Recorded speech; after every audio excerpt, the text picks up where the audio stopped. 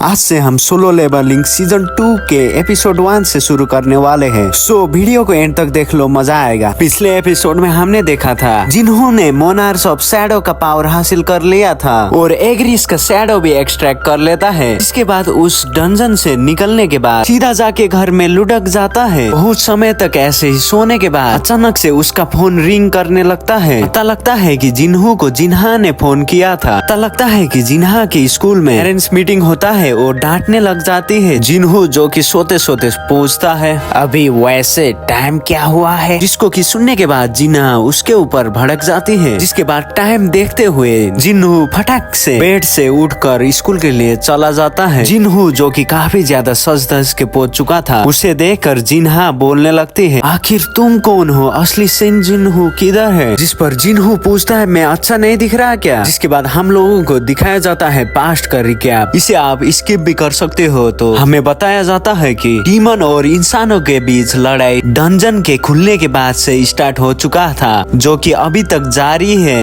सन जिन्हो जो कि E rank का हंटर है, जो कि पैसा कमाना चाहता है अपनी बहन की पढ़ाई के लिए और माँ की इलाज के लिए। बताया जाता है कि दुनिया में कोई भी हंटर ऐसा नहीं है जो कि टाइम के साथ साथ अपना लेवल को ब्रेक थ्रू कर सके। सन जिन्हो उन लोगों से अलग है जो कि टाइम के साथ साथ अपने पावर को आसानी से बढ़ा सकता है। जैसे ही जिन्हो और जिन्हा टीचर से मिलने के लिए जा रहे होते हैं, जिन्हो को देखकर काफी सारे लड़कियां बहुत ज्यादा इम्प्रेस हो चुके होते हैं, जिसे देखकर जिन्हा बोलने लग जाती है तुम्हारे तो गर्लफ्रेंड भी नहीं है क्या, तुम्हें कोई हाई स्कूलर के साथ सेट कर दो। जिस पर जिन्हो सबक सिखाने के लिए गाल खींच के लेकर जाने लगता है। दिखाया जाता है टीचर के कैबिन का सीन। जिन्हो को देखकर टीचर बहुत ज्यादा हैरान हो चुकी थी। वो बोलती है हमें नहीं पता था कि जिन्हा का इतना हैंडसम भाई भी है। टीचर बताती है कि जिन्हा पढ़ाई में काफी अच्छी है, तो कि एग्जाम में काफी अच्छा मार्क्स भी लेकर आती है। आगे चल के वो मेडिकल लाइन में जाना चाहती है, इसीलिए उसके ऊपर ज्यादा प्रेशर मत डालिएगा। वैसे मैंने सुना आप एक हंटर हो, अगर जिन्हा के पास हंटर के पावर आ गए क्या आप उसे हंटर बनाओगे। जिन्हो जिन्हा को हंटर बनाने की बात सुनने के बाद सीधा ही मना कर देता है। टीचर बताती है मैंने बस इसीलिए पूछा क्योंकि अभी अभी हमारे स्कूल से एक लड़की अचानक से अवेकन हो चुकी थी, क्योंकि अभी स्कूल में भी नहीं आती है, पर उसे एटलीस्ट अपनी पढ़ाई को तो कंप्लीट करना चाहिए था। जिसके बाद जिन्हो पूछता है उस लड़की का रैंक कितना है, जिस पर टीचर बताती है उसको उतना पता नहीं, पर वो लड़की सबसे लोएस्ट रैंक का हंटर है। जिन्हो समझ जाता है कि वो लड़की ई रैंक की हंटर है। टीचर कहती है वैसे मैं आपसे एक फेवर मांगना चाहती हूँ, आपको पता ही है वो लड़की जिन्हा की दोस्त है, क्या आप उसको कन्विंस करेंगे एटलीस्ट वो अपना ग्रेजुएशन कंप्लीट कर लेगी। और उस लड़की का नाम है हान सोंग ही। जैसे ही उस लड़की का नाम सुनता है जिन्हो बहुत ज्यादा हैरान हो चुका था। दिखाया जाता है कि शाम हो चुका है।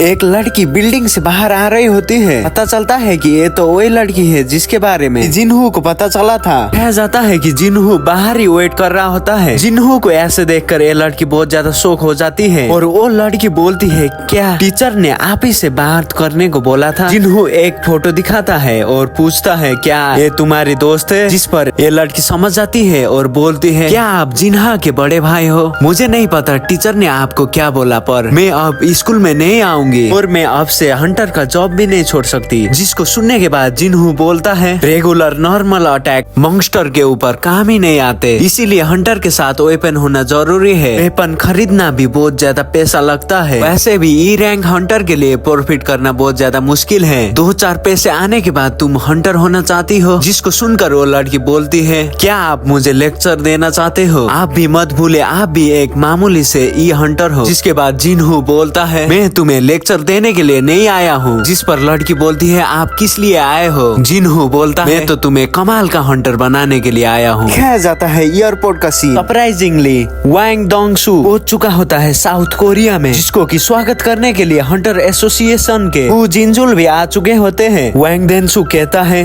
देखो ना इधर कौन आया है, तुम्हें बहुत ज्यादा समय बाद देखकर खुशी हुआ। वैसे हंटर एसोसिएशन का चमचा इधर क्या कर रहा है। हो जिनजुल कहता है जैसा कि आप एस रैंक के हंटर हो, हमारे सर्वेलेंस टीम को आपके आने का खबर पहले ही पहुंच चुका था, इसीलिए मैं आपको आपको स्वागत करने के लिए आया हूँ। क्या सर्वेलेंस टीम? मतलब कि तुम अभी भी चेयरमैन के चमचे हो। अगर मैं तेरी जगह होता तो मैं खुद चेयरमैन बन जाता। वैसे भी वो बुड्ढा किसी के भी हेल्प के बिना कुछ भी नहीं कर सकता। हु जिनजुल पूछता है, सर आप कितने समय के लिए इधर कोरिया में रहने वाले हो? ज्यादा समय के लिए नहीं, मुझे इस देश में रहने का कोई शौक नहीं, बस मेरा काम पूरा होना चाहिए, उसके बाद मैं चला जाऊंगा। इस चीज को सुनने के बाद हु जिनजुल बोलता है, आपने अपने देश को धोखा देकर दूसरे देश में चले गए, फिर से अपने देश में आने का कुछ तो कारण होगा। मेरे ख्याल से ई रैंक सन जिनहो और डी रैंक हंटर यो जिनहो। मेरे ख्याल से मैंने सही कहा ना? वैंग दंसु कहता है, तुम एक सर्वेलेंस टीम के मेंबर हो, तुम्हें ऑलरेडी पता चल चुका है कि मैं किस लिए आया हूँ, तो तुम क्या करोगे?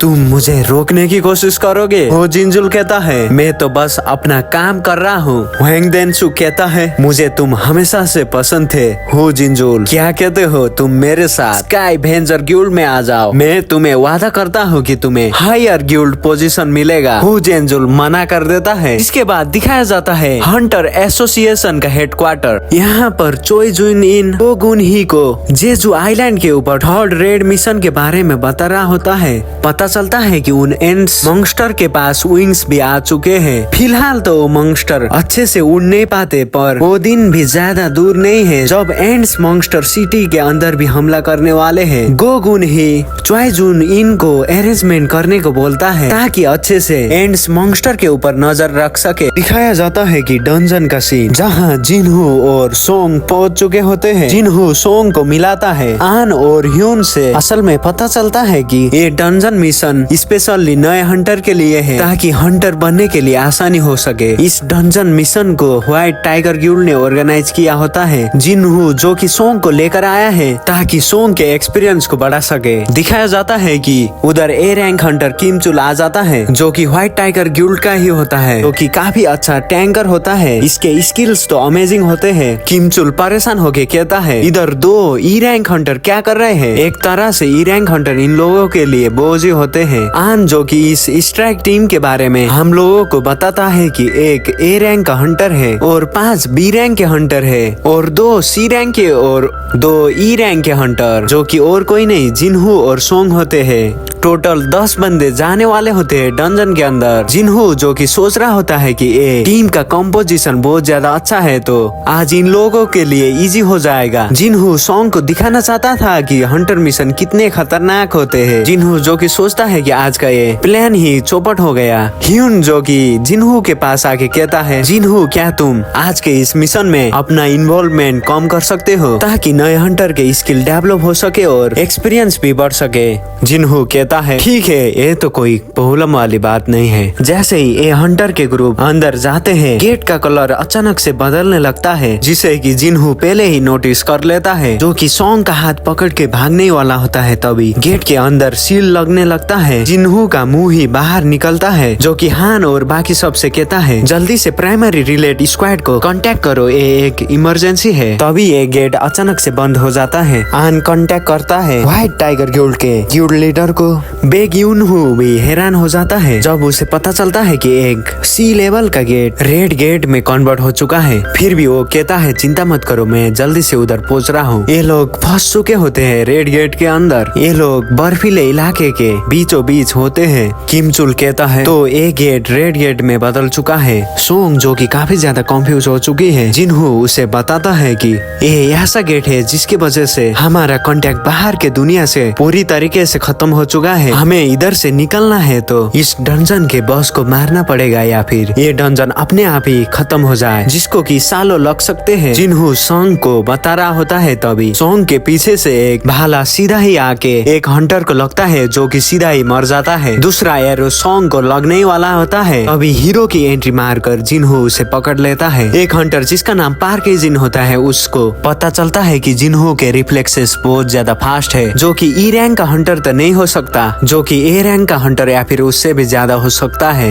ये पूरा ग्रुप देखने लग जाता है ये तीर कहाँ से आया है। दिखाया जाता है कि एल्फ्स काफी ज्यादा चालाक होते हैं जो कि जानबूझकर इस हंटर के ग्रुप के काफी ज्यादा वीकेस्ट मेंबर को मारने की कोशिश करते हैं, जो कि सी रैंक का वो हंटर होता है और सोंग होती है। इससे तो पता चलता है कि वो लोग काफी ज्यादा इंटेलिजेंट है और स्ट्रेटेजी के साथ हमला करते हैं। हरामी एल्प्स उधर से भाग जाते हैं। मुझे लगता है कि वो अभी भी छुप कर प्लानिंग कर रहे हैं, जो कि ये हंटर का ग्रुप सब लोग हिल चुके होते हैं। जिन्हू भी काफी ज्यादा गुस्से में होता है, वो तीर को सीधा ही चकनाचूर कर देता है। सॉन्ग जो कि हैरान हो चुकी थी, सॉन्ग जो कि पूछती है ये लोग कौन थे, जिस पर जिन्हू बताता है कि ये आइस एल्प्स है, जो कि सबसे खतरनाक मॉन्स्टर से कम नहीं, जो कि काफी ज्यादा बेरहम शिकारी माना जाता है। किम चुल अचानक से कहता है कि अभी जो कि हमारा कनेक्शन बाहर की दुनिया से कट चुका है और सी रैंक का गेट अभी बी रैंक का गेट हो चुका है, अभी खतरा बहुत ज्यादा बढ़ चुका है, तो मैं तुम सब लोगों को लीड नहीं कर सकता, तो हमें 2 ग्रुप में डिवाइड होना चाहिए। मेरे साथ जो जाएगा मैं वादा करता हूँ कि उसे मैं प्रोटेक्ट करूंगा। जिसको सुनकर पावरफुल लोग उसके साइड में चले जाते हैं। किम चुल सीधा सीधा कह देता है कि उसके ग्रुप में सी रैंक से नीचे के बंदों के लिए कोई भी जगह नहीं, वैसे भी इधर का 1 घंटा बाहर का 1 दिन के बराबर हो जाता है।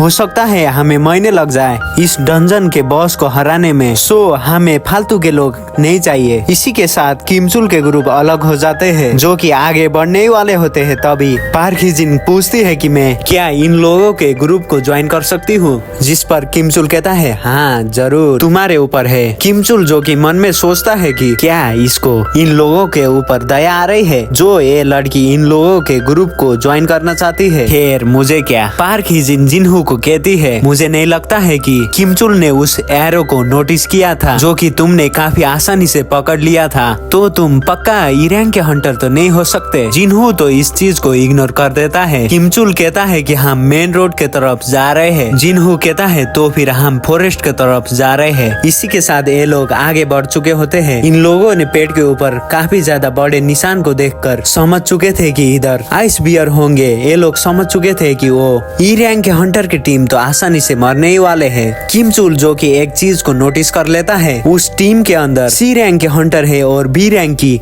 पार्क हिजिन भी है। फिर भी ऐसा लग रहा था कि मानो ई रैंक का हंटर सन जिन्हू उन लोगों का लीडर है। जिन्हू जो कि ई रैंक का हंटर है, उसके ओरा के वजह से जिन्हू के रैंक के ऊपर इसे थोड़ा सा डाउट तो लगा था। दिखाया जाता है कि इस ग्रुप के ऊपर आइस बियर ने अचानक से हमला कर दिया है। किम चुल जो कि ए रैंक का हंटर है, ये काफी ज्यादा खतरनाक तरीके से आइस बियर को खत्म कर देता है। ऐसे ही इन लोगों का ग्रुप आइस बियर के साथ लड़ रहा होता है। तभी दिखाया जाता है कि जिन्हू का ग्रुप फॉरेस्ट के अंदर पहुंच चुका होता है, जहाँ पर पार्क हिजिन कहती है ये सब निशान तो आइस बियर के झुंड के जैसे दिख रहे हैं। लगता है कि हम आइस बियर के टेरिटोरी में पहुंच चुके हैं। लगता है कि हमें दूसरा रास्ता चुनना चाहिए। जिस पर जिन्हू कहता है हम जो कि आइस बियर के टेरिटोरी में पहुंच चुके हैं, इधर हमारा सामना बस उन आइस बियर के साथ होने वाला है, उन आइस एल्प्स के साथ तो नहीं होने वाला। क्या मैंने सही कहा? पार्क हिजिन सोचती है ये तो मैंने सोचा ही नहीं था। इधर काफी ज्यादा ठंड हो रहे होते हैं, जिसके वजह से जिन्हू अपने इन्वेंटरी से गर्म कपड़े निकालता है, जिसे देखकर इन लोगों का ग्रुप ही बहुत ज्यादा शौक हो जाता है। इसे देखकर सोंग पूछती है असल में तुम हो कौन? जिन्हू कहता है मैं वो इंसान हूँ जिसने तुमको लेकर आया है, तो मैं ही तुम्हें बाहर निकालूंगा और इधर तुम्हें प्रोटेक्ट भी करूंगा, लेकिन मुझे इसके बदले कभी भी क्वेश्चन मत करना। मैं तुम दोनों को भी कह रहा हूँ कभी भी मुझसे क्वेश्चन मत करना। तो अभी दिखाया जाता है कि आइस बियर उधर आ चुका होता है। जिन्हू जो कि अपना टाइटल चेंज करके उल्फ असेसियन रख देता है। इसके बाद लड़ने के लिए चला जाता है। दिखाया जाता है कि व्हाइट टाइगर गिल्ड का गिल्ड मास्टर बेग उधर पहुंच चुका होता है। उसे पता चल चुका था कि ये डंजन सील्ड हो चुका है। वो सोचता है कि अच्छा हुआ कि ए रैंक और बी रैंक के हंटर डंजन के अंदर गए हैं, जो कि एटलीस्ट बचकर तो आ सकते हैं। ये सिर्फ ए रैंक हंटर किम चुल के ऊपर भरोसा कर सकते हैं। मिस्टर आन बताते हैं और एक बंदा गया है जो कि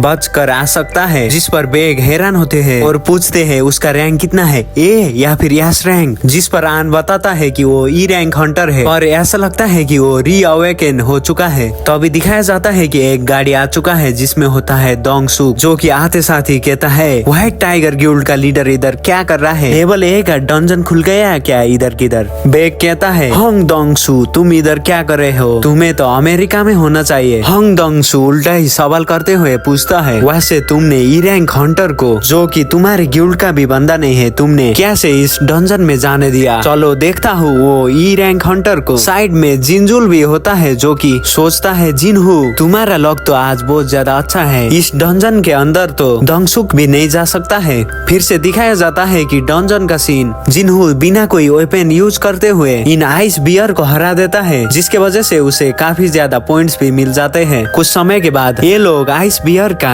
मीट मजे से खाने लगते हैं और जिन्हू के बारे में ही बात करने लगते हैं। दिखाया जाता है कि जिन्हू आइस बियर के मेन ठिकाने में पहुंच चुका होता है। जिन्हू फाइनली शैडो मोनार्च के एबिलिटी को यूज करके सोल्जर्स को बुलाता है, जिसमें एग्रिस भी होता है जो कि काफी ज्यादा कमाल का दिख रहा होता है। इसी के साथ आइस बियर और शैडो सोल्जर्स के बीच काफी ज्यादा शानदार फाइट को दिखाया जाता है, जहाँ पर एग्रिस जिन्हू के साइड में होता है। शैडो सोल्जर्स जो कि इन आइस बियर से काफी ज्यादा बुरी तरीके से पीट रहे होते हैं। दिखाया जाता है कि आइस बियर का लीडर आ चुका है, जो कि शैडो सोल्जर को आसानी से मार देता है, जिसके वजह से काफी ज्यादा जिन्हू के माना पावर खत्म हो चुके होते हैं। दिखाया जाता है कि इग्रिस सीधा जाके उस आइस बियर के लीडर के आगे होता है, जो कि काफी ज्यादा आसानी से अपने तलवार को यूज करते हुए उसको काफी खतरनाक तरीके से फाड़ देता है और उस आइस बियर के गर्दन को काटने के बाद जिन्हू के कदमों में रख देता है। जिन्हू भी मन में सोचता है अगर इग्रिस के पास उसकी सोड होती तो वो कभी भी इग्रिस को हरा नहीं पाता। अभी तो इग्रिस जिन्हू का सबसे लॉयल सोल्जर्स में से एक है। दिखाया जाता है किम चुल को, जिसके सारे के सारे मेंबर्स मारे जा चुके होते हैं। वो अकेला ही बचा हुआ होता है और आइस एल्फ्स ने पूरी तरीके से उसे घेर लिया होता है। वो तो पूरी तरीके से डर चुका होता है आइस एल्फ से, जो कि अचानक से ही भागना शुरू कर देता है। हमें दिखाया जाता है आइस एल्फ्स का बॉस का एक झलक को, जो कि काफी खतरनाक दिख रहा होता है। नेक्स्ट पार्ट में देखेंगे अब क्या होने वाला है। So subscribe and stay tuned.